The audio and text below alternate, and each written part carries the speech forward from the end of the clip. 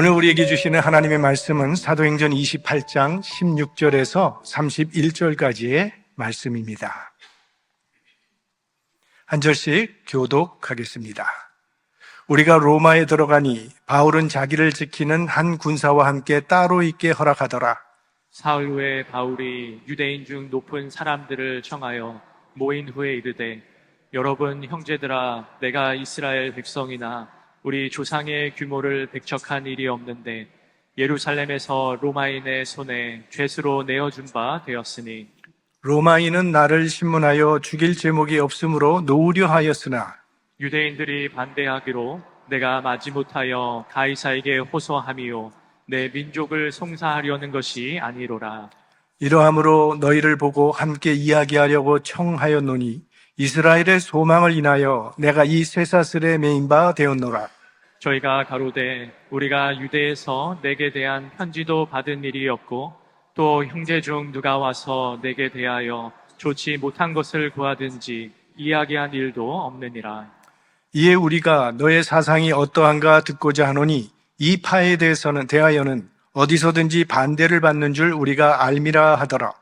저희가 일자를 정하고 그의 우거하는 집에 많이 오니 바울이 아침부터 저녁까지 강론하여 하나님 나라를 증거하고 모세의 율법과 선지자의 말을 가지고 예수의 일로 권하더라.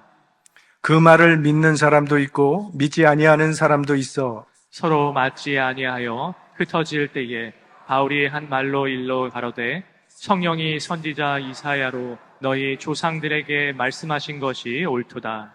일러스되 이 백성에게 가서 말하기를 너희가 듣기는 들어도 도무지 깨닫지 못하며 보기는 보아도 도무지 알지 못하는도다. 이 백성들의 마음이 완악하여져서 이 귀로는 둔하게 듣고 그 눈을 감았으니 이는 눈으로 보고 귀로 듣고 마음으로 깨달아 돌아와 나의 고침을 받을까 함이라 하였으니, 그런즉 하나님의 이 구원을 이방인에게로 보내신 줄 알라. 저희는 또한 들으리라 하더라. 바울이 온 이태를 자기 셋집에 유하며 자기에게 오는 사람을 다 영접하고, 다 같이요.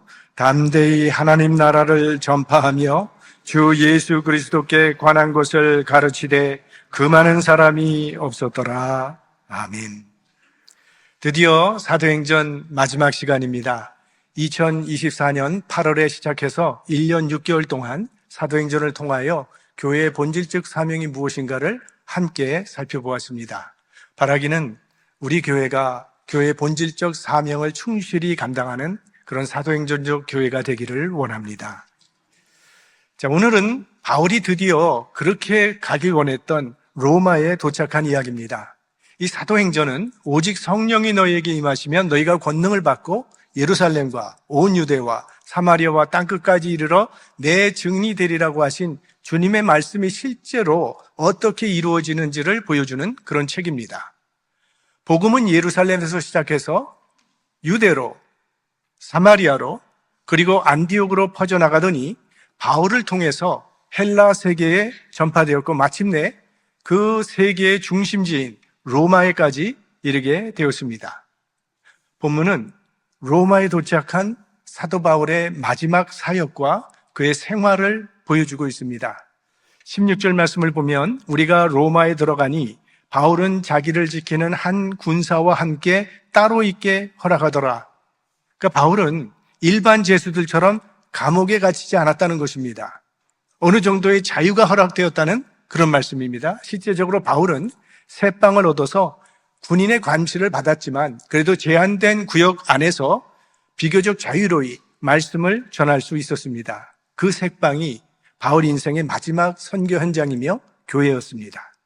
그곳에서 바울은 사람들을 초청해서 만나기도 하고 그를 찾아오는 사람들을 만나면서 마지막까지 옥중 선교를 하게 됩니다.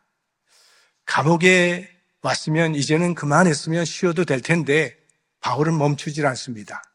그리고 바로 이 로마 감옥에서 그 옥중 서신으로 알려져 있는 에베소서, 빌립보서, 골로새서 그리고 빌레몬서를 기록해서 오늘까지 우리들의 신앙의 길을 밝혀주고 있는 것입니다. 그러면 왜 바울에게는 일반 죄수들과는 다른 특별한 대우가 주어졌을까요? 아마도 바울을 호송하는 책임을 맡았던 백부장 율리오 때문이었을 겁니다. 유라굴로 강풍을 만나서 배가 파손되어서 모든 사람이 죽을 뻔했는데 바울 때문에 모든 배에 탔던 사람들이 구원을 받았습니다. 또 멜리데라고 하는 섬에 가서도 바울이 일으키는 기적을 보았습니다. 수많은 병자들을 바울은 고쳐주었습니다. 그러니까 백부장 율리오의 눈에 바울은 하나님의 사람이었습니다. 그래서 로마에 도착했을 때 그는 이렇게 보고 있을 겁니다. 이번에 제가 호송해온 이 바울이라는 죄수는 보통 사람이 아닙니다. 이 사람은 하나님의 사람임에 틀림이 없습니다. 뿐만 아니라 바울과 함께 탔던 275명들, 바울로 인해서 구원받았던 이 사람들도 비슷한 증언을 했을 것입니다. 그래서 이런 특별한 대우를 받게 되었을 가능성이 큽니다. 오늘 본문에는 군사와 함께 있었다고 하는데 군인의 왼팔과 바울의 오른팔을 쇠사슬로 묶어놓습니다. 그래서 한 사람이 일어서면 같이 일어서야 되고 한 사람이 앉으면 같이 앉아야 합니다. 그리고 보통 4시간마다 이 군인들이 교체가 되니까 하루에 6명의 새로운 군인을 바울은 만나게 되는 것입니다. 그럼 바울이 거기서 뭐 했을 것이라고 생각합니까? 전도 폭발했겠죠. 바울은 복음밖에 아는 게 없는 사람인데 그것만 알기로 작정한 사람이니 1대1로 전도하기에 이렇게 좋은 기회가 없는 거죠. 군인들이 하루에 6명씩 차례로 들어와서 4시간 동안 사도 바울의 설교를 듣고 가는 겁니다. 쇠사슬에 채워 있기 때문에 군인들이 피할 수도 없는 거죠. 이렇게 되면 누가 포로인지 알 수 없을 그런 지경이 된 거죠. 결국 모든 것이 우리 마음가짐에 달렸습니다. 바울의 마음은 늘 복음을 전하는 데 초점이 맞춰져 있었습니다. 그러다 보니 감옥에서도 전도의 기회가 열린 겁니다. 성경은 우리들이 먹든지 마시든지 무엇을 하든지 하나님의 영광을 위해서 하라고 말씀하십니다. 그러니까 그리스도인은 무슨 일을 하든지 그 일을 통해서 하나님의 영광을 드러내는 것이 존재의 이유라는 거예요. 우리가 그렇게 살고자 하는 마음만 있다면 그 길은 하나님께서 열어주신다는 것입니다. 사업을 하는 사람은 그 사업을 통해서 그런 마음이 있다면 하나님의 영광을 드러낼 수 있는 기회가 열리게 되는 거고, 공부하는 사람은 공부를 통해서 하나님께 영광 돌릴 수 있는 기회가 열리고, 심지어 병에 걸려도 그 병을 통해서도 하나님께 영광을 돌리는 길이 열리게 된다는 겁니다. 환경이 사역을 만드는 것이 아니라 이 사명의식이 환경을 사역의 현장으로 바꿔놓는 거죠. 신발 파는 세일즈맨 2명을 회사에서 한 지역으로 파견을 했습니다. 거기 시장 조사를 좀 해보라고. 그래서 이 2 세일즈맨이 그 지역에 와봤더니 거기는 모든 사람들이 다 맨발로 다니고 있었습니다. 그러자 한 세일즈맨은 회사에 연락을 해서 여기 있는 사람들은 신발을 신은 사람이 없습니다. 여기는 신발을 팔 수 없습니다. 그랬더니 또 한 사람은 여기는 모두 맨발입니다. 엄청난 시장입니다. 같은 환경이지만 사명의식이 다르게 보이게 만든 것이죠. 바울에게는 이 감옥조차도 선교 현장이 된 것입니다. 오늘 지금 바울을 지키고 있는 이 군인들은요, 이 보통 군인들이 아니라 로마 황제의 친위 되었습니다. 황제에게 상소한 죄수는 친위대, 로마 황제의 친위대가 지키도록 되어 있어요.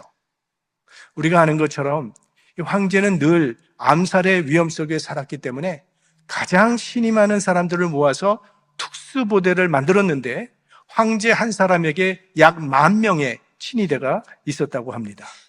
그러니까 이들은 황제를 가장 가까이에서 보호해주는 최정예 부대죠. 왕과 가까이 있다는 것은 이 사람들은 나라에 굉장한 영향력을 가지고 있는 사람들이라는 뜻이고, 사실은 이 친위대들이 황제를 지키는 부대였지만 이제 시간이 지나가면서 이 사람들이 황제를 세우고 폐위할 수 있는 그런 막강한 영향력을 가지게 됩니다. 역사가들은 친위대가 황제를 만들기도 하고 폐위시키기도 했다고 그렇게 말을 해요. 그러니까 이 친위대들이야말로 로마의 실권을 가지고 있는 사람들이에요. 그러니까 이 사람들이 예수님을 믿게 되면 그 사회 전반에 큰 파급 효과를 불러일으키게 되는 겁니다. 이제 우리는 왜 하나님께서 사도 바울을 자유인의 신분이 아니라 죄수의 신분으로 로마에 보내신 이유가 무엇인지를 깨닫게 되는 거죠. 만약 바울이 자유인으로서 1, 2, 3차 선교행을 했던 것처럼 선교사의 자격으로 로마에 왔다면요, 이 로마 황제의 친위대는 만나고 싶어도 만날 수 없는 계층의 사람들이에요. 근데 그가 죄수로 왔기 때문에 매일 친위대를 만날 수 있었던 겁니다. 하루에 6명이면 1년이면 약 2,000명이 되는 것이고 2년이면 약 4,000명이 됩니다. 그래서 이 바울에게서 복음을 들은 친위대들이 자기 가족들에게 이야기를 하고 또 친위대 친구들에게 이야기를 하면서 친위대 안에 이 복음이 쫙 퍼져나가기 시작한 겁니다. 또 바울에 대한 소문을 듣고 로마 고관들이 한 사람 두 사람 바울을 찾아왔다고 합니다. 그러니까 이제는 바울이 전도하러 나가지 않아도 사람들이 바울에게 찾아와서 복음을 듣게 됐다는 거예요. 그래서 사도 바울이 이 로마 감옥에서 옥중서신이라고 하는 빌립보서를 썼을 때 빌립보서에 이렇게 기록을 합니다. 이러므로 나의 메인이 그리스도 안에서 온 시위대 안과 기타 모든 사람에게 나타났으니, 이 시위대가 친위대를 말하는 거예요. 프레토리안 가드, 황제를 보호하는 그런 군인을 말하는 것입니다. 그리고 이렇게 퍼져나갔다고 하면서 빌립보서 마지막 장에 보면 아주 놀라운 말이 나옵니다. 빌립보서 4장 22절 다 같이 보겠습니다. 모든 성도들이 너희에게 문안하되 특별히 가이사 집 사람 중 몇이니라. 가이사는 로마 황제를 이야기하는 겁니다. 그리고 사도 바울이 빌립보서를 쓸 때 로마 황제는 기독교를 가장 잔인하게 핍박했던 네로 황제였습니다. 그런데 놀랍게도 이 네로 황제의 삼촌과 친척들이 그 당시 예수님을 믿고 있었다고 해요. 그래서 우리가 사도행전이 끝나면 빌립보서를 보면 참 좋겠다는 그런 생각을 갖게 됩니다. 바울은 결국 네로 황제의 명령으로 목이 달아나는 순교를 당하게 됩니다. 그런데 이 바울이 순교한 지 채 300년도 지나기 전에 로마 제국은 기독교를 국교로 선포하게 돼요. 당시 로마의 기독교 인구는 10%도 되지 않았지만 이 국가의 최고 기관들이, 나라를 다스리는 사람들이 그리스도인이었다는 점이 기독교를 국교로 선포하는데 크게 작용했을 것입니다. 그래서 이 로마를 통해서 전 세계로 복음이 퍼져나가는 길이 열리게 된 것입니다. 그리고 이 모든 일이 결국은 바울의 옥중 선교에서 시작되었다고 하는 것이죠. 그래서 하나님이 하시는 일에는 실수가 없다고 말을 하는 겁니다. 하나님은 한 가지도 헛되이 버리시는 일이 없습니다. 그렇다면 우리가 이 미국에 와서 어떤 사람은 장사를 하기도 하고, 어떤 사람은 자동차 정비하는 일을 하기도 하고, 어떤 사람은 아기를 키울 수도 있고, 어떤 사람은 옷을 세탁하는 것 같은 겉으로 보기에는 하나님의 역사와 별로 상관없이 보이는 그 일들도 결국은 다 하나님의 섭리 안에서 복음의 역사가 이루어지기 위해 필요한 과정이라는 사실을 믿으시고 각자의 자리에서 최선을 다해야 할 것입니다. 자, 이제 바울은 로마에 도착하자마자 유대인 중에 높은 신분의 사람들을 초청했다고 했는데, 여기 높은 사람이라고 하는 것은 로마에는 이미 유대인들이 많이 살고 있었고 회당들이 있었습니다. 그래서 회당의 지도자들을 초청한 겁니다. 바울의 선교 여행을 떠올려 보시면 바울은 어디를 가든지 제일 먼저 유대인 회당에 들어가서 유대인들에게 복음을 전했습니다. 그리고 유대인들은 늘 바울을 핍박했습니다. 하루 이틀이 아니라 30년을 한결같이 바울을 괴롭혔습니다. 그런데도 바울은 또 오늘 역시 동족 유대인들을 초청합니다. 그러니까 유대인 동족을 향한 사랑을 포기하지 못해요. 얼마나 간절히 동족이 구원받기를 원했던지 동족의 구원을 위해서 자기가 저주를 받아야 한다면 기꺼이 그렇게 하겠다고 바울은 고백했죠. 그만큼 동족을 사랑했어요, 바울이. 그런데 실제로 그렇게 하신 분이 계시다는 거예요. 그분이 예수님이시죠. 예수님께서는 우리를 구원하시기 위해서 우리가 받아야 될 저주를 대신 십자가에서 받으시고 돌아가셨어요. 주님은 우리를 사랑하셔서 자신의 목숨까지 내어주셨던 겁니다. 중국 선교의 문을 연 허슨 테일러라고 하는 선교사님이 선교사를 좀 더 모집해야 되겠다고 해서 선교사 후보들을 인터뷰를 했습니다. 그래서 선교 지망생들에게 여러분이 중국의 선교사가 되기 원하는 이유가 뭡니까? 라고 물었습니다. 그랬더니 어떤 사람은 나는 중국의 수없이 많은 영혼들이 멸망을 향해 가고 있기 때문에 중국 선교사가 되고 싶습니다. 또 어떤 사람은 이것이 중국을 변화시킬 수 있는 길이라고 믿기 때문에 난 중국의 선교사가 되기를 원합니다. 또 어떤 사람 나는 하나님의 영광을 위해 살고 싶기 때문에 선교사가 되기 원합니다. 여러 가지 대답이 나왔습니다. 그걸 다 들은 허슨 테일러 선교사님은 여러분의 대답이 틀린 것은 아니지만 그러나 고난이 온다면 그것만으로는 흔들리게 될 것입니다. 그러자 지망생들이 허슨 테일러 선교사님에게 물었습니다. 그럼 선교사님은 왜 중국에 가셨습니까? 그의 대답은 아주 간단했습니다. 그들을 사랑하기 때문입니다. 전도의 원동력은 사랑이라는 거예요. 그런 영혼을 사랑하는 마음 때문에, 이 바울의 영혼을 사랑하는 그 애타는 마음 때문에 하나님께서 그를 그토록 귀하게 복음의 통로로 사용하신 것입니다.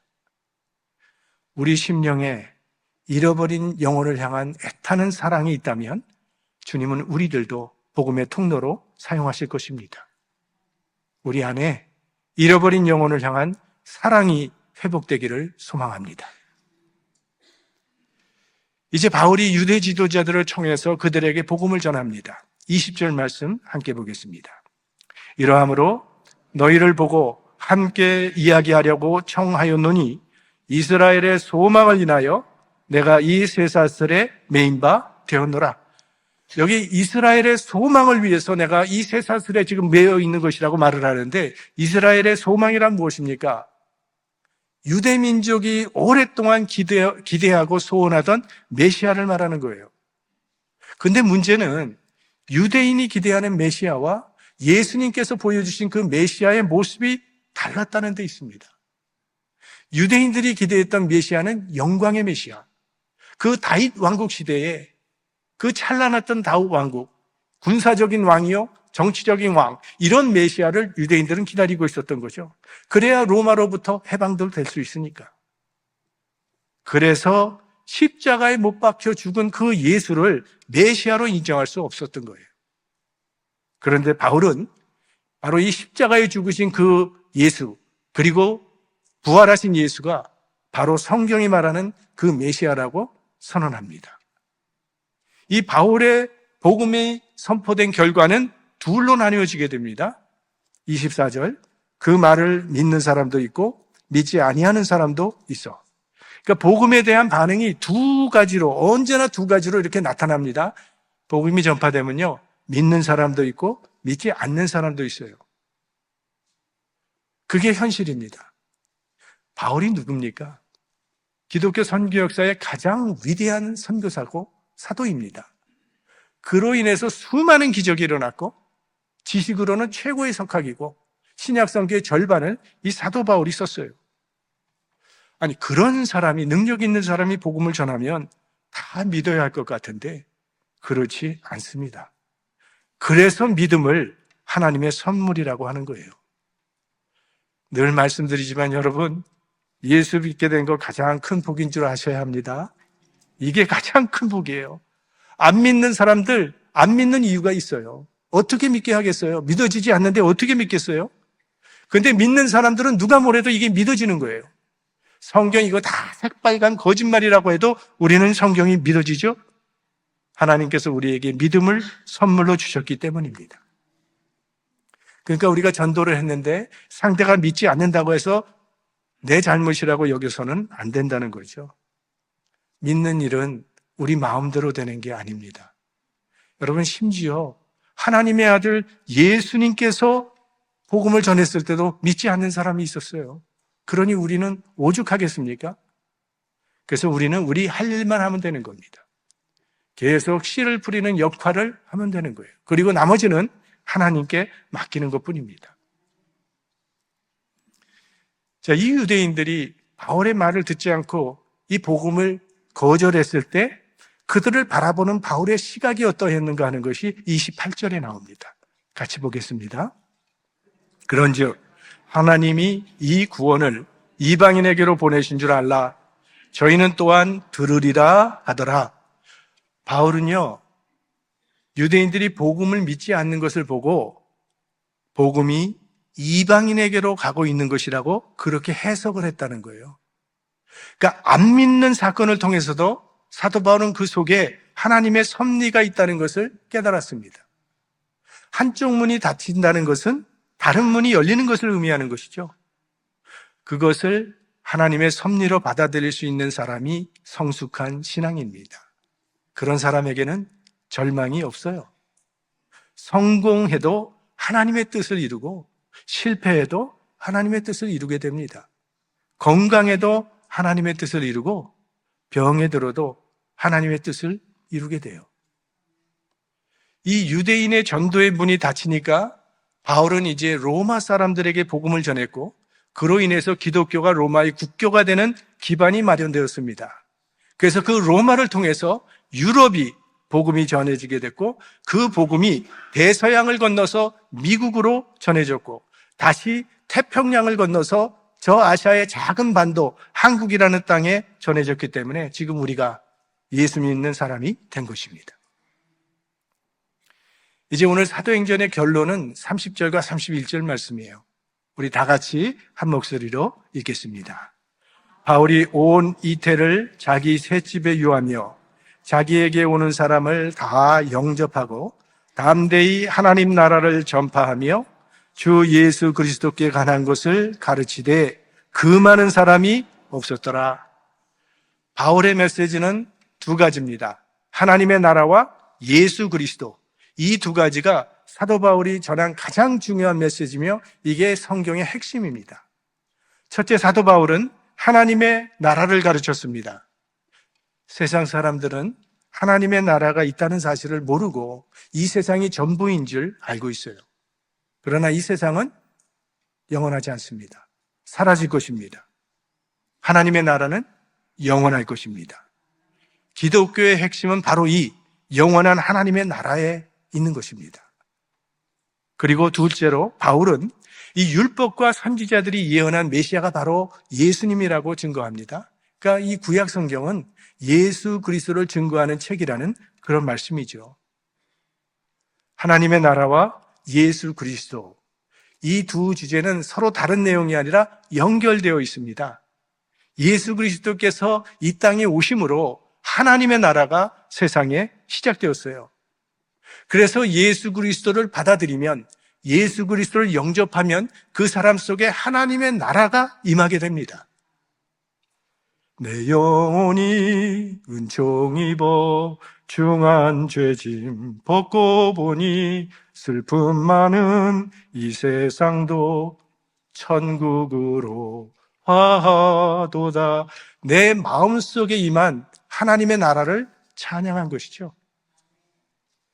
그러니까 우리 그리스도인들은 이중 국적을 가지고 있는 사람입니다. 지상 국가의 시민권을 가지고 있고 하나님 나라의 시민권을 가지고 있어요. 그리고 이 지상의 시민권은 얼마든지 우리 삶에 필요한 대로 바꿀 수가 있습니다. 그래서 지금 우리가 미국에 와서 살고 있는 것이고 또 우리 국적도 편리상 미국으로 바꾼 거죠. 하지만 하나님 나라의 국적은 무엇과도 바꿔서는 안 되는 우리의 영원한 국적입니다. 로마 정부가 그 당시 그리스도인들을 향해서 너희들 하나님 나라의 국적을 버리고 로마 국적만을 가지라고 강요했을 때 초대교인들은 그 하나님 나라의 국적을 끝까지 고수하기 위해서 순교했던 것입니다. 지금 우리가 살고 있는 이 세상에는 두 나라가 존재하는 거죠. 하나님의 나라와 세상의 나라가 공존하고 있습니다. 원래 에덴 동산에 이루어졌던 하나님의 나라를 사탄이 무너뜨렸습니다. 아담을 무너뜨렸고 하와를 무너뜨렸어요. 예수님께서는 이 하나님의 나라를 다시 세우시기 위해서 세상에 오셨어요. 2000년 전에 예수님께서 세상에 오심으로 하나님의 나라가 이 땅에 시작된 겁니다. 그러나 아직 완성되지는 않았습니다.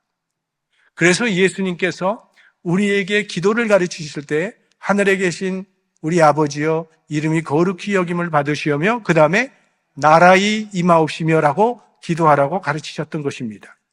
그것은 이 세상이 하나님이 다스리는 세상이 되고 하나님의 뜻이 이루어지는 세상이 되도록 기도하라고 하신 거예요. 예수님으로 인해 시작된 하나님의 나라는 지금도 복음을 통해서 계속 확장되고 있습니다. 그래서 하나님의 나라는 그리스도와 함께 왔고 그리스도의 복음을 통해서 복음과 함께 확장되어 가고 있고 그리스도가 재림하실 때 완성될 겁니다. 예수 그리스도와 하나님의 나라, 이것이 교회가 붙잡아야 할 비전이며 교회가 나가야 할 길입니다. 사도행전적 교회는 하나님의 나라 확장을 위해서 땅끝까지 그리스도의 복음을 전하는 교회예요. 우리 기독교 역사가 분명히 증명하는 것이 있습니다. 교회가 아무리 연약하다 할지라도 하나님의 나라를 위해서 존재할 때는요, 세상의 어떤 세력도 교회를 무너뜨릴 수 없었습니다. 그러나 교회가 아무리 크다 할지라도 하나님 나라를 위해서가 아니라 자신을 위해서 존재할 때는 교회는 생명력을 잃고 쇠퇴했다는 사실이에요. 그러므로 우리 교회가 하나님의 나라를 세운 일의 통로가 될 때 우리 교회는 어떤 세력도 무너뜨릴 수 없는 생명력이 넘치는 교회가 될 줄로 믿습니다. 우리 사도행전의 결론을 읽어봤지만 아주 매우 의미심장합니다. 우리 마지막 31절을 다시 한번 같이 보겠는데요. 담대히 하나님 나라를 전파하며 주 예수 그리스도께 관한 것을 가르치되 그 많은 사람이 없었더라. 바울은 사슬에 매였지만 하나님의 나라와 예수 그리스도의 복음은 갇히지 않고 계속 전파되는 것으로 사도행전은 막을 내립니다. 그 많은 사람이 없었다. 방해하는 어떤 세력도 없었다는 말이에요. 멈추지 않는 복음, 복음의 승리를 암시하는 그런 말씀입니다. 그러면 이후에 바울은 어떻게 됐을까요? 믿을 만한 두 가지 전승이 있습니다. 하나는 2년 후에 바울은 네로 황제의 명령으로 순교를 당하게 됩니다. 또 한 가지의 이야기는 2년 후에 바울이 잠시 자유를 얻게 되어서 다시 선교 여행을 다니다가 다시 체포돼서 결국 네로의 명령에 의해서 순교했다는 이야기입니다. 두 가지 다 결론은 똑같습니다. 둘 다 바울은 순교한다는 거예요. 그런데 사도행전은요, 바울의 순교 이야기로 끝나질 않습니다. 오히려 복음의 역사가 계속 진행되어 가는 것으로 막을 내려요. 왜냐하면 이 복음의 확산은 어떤 특정한 사람에 따라 달려있는 것이 아니라 이거는 성령께서 하시는 일이기 때문에 그래서 사도행전을 성령 행전이라고도 부르는 겁니다. 그러니까 이 사도행전은 오픈 엔딩이에요. 열린 결말. 사도행전의 이야기는 28장으로 끝난 것이 아니라 지금도 계속되고 있다는 것을 이야기하는 것입니다. 초대교회 때는 사도들이 사도행전을 써내려갔지만 지금 우리들이 이 사도행전 29장을 써내려가야 할 차례입니다. 그리고 복음이 땅끝까지 전해질 때 사도행전의 역사는 완성될 것입니다. 예수님께서요, 지상사역을 다 마치시고 하늘로 올라가셨을 때 천사 가브리엘이 예수님을 맞이했다고 합니다. 가브리엘은 예수님께서 이루어놓으신 그 놀라운 구원의 역사를 찬양하면서 주님께 엎드려 경배를 했습니다. 그리고 궁금해서 물었다고 합니다. 주님, 이제 이 구원의 소식을 세상 모든 사람들에게 알려야 될 텐데 어떤 계획을 가지고 계십니까? 그러자 예수님께서는 베드로와 제자들에게 맡겨두고 왔다. 이렇게 말씀을 하셨어요. 그 소리를 듣고 천사가 깜짝 놀라서 아니 주님, 제자들을 믿으신다는 말입니까? 만일 그들이 실패하면 어떻게 하시겠습니까? 어떤 다른 계획이 있으십니까? 예수님께서는 다른 계획은 없다. 난 그들을 믿는다. 라고 말씀하셨답니다. 예수님께서는 참으로 연약한 제자들에게 하나님 나라의 복음을 맡기셨습니다. 사도행전은 이 연약한 사람들이 성령을 의지했을 때 어떠한 일이 일어나는가를 보여주고 있습니다. 이제 사도행전의 이야기는 우리들의 이야기가 되어야 합니다. 우리가 사도행전을 써내려가야 하고 우리 교회가 사도행전을 써내려가야 합니다. 우리와 우리 교회가 이 사도행전의 역사에 귀히 쓰임받는 은혜가 있기를 주님의 이름으로 축원합니다.